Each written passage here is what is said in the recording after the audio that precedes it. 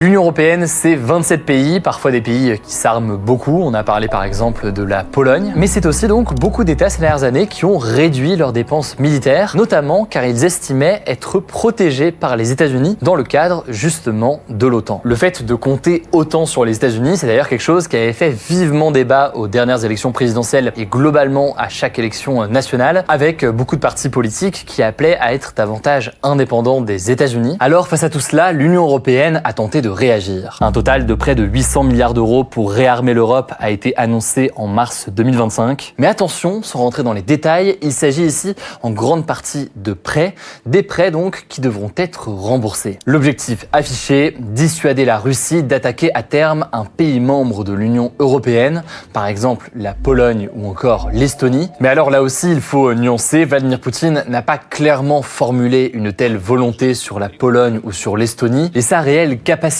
à pouvoir le faire est aujourd'hui discutée, en raison notamment des difficultés actuelles en Ukraine. En tout cas, selon les services de renseignement danois, une telle attaque pourrait avoir lieu dès 2030 si l'OTAN se retrouve affaiblie.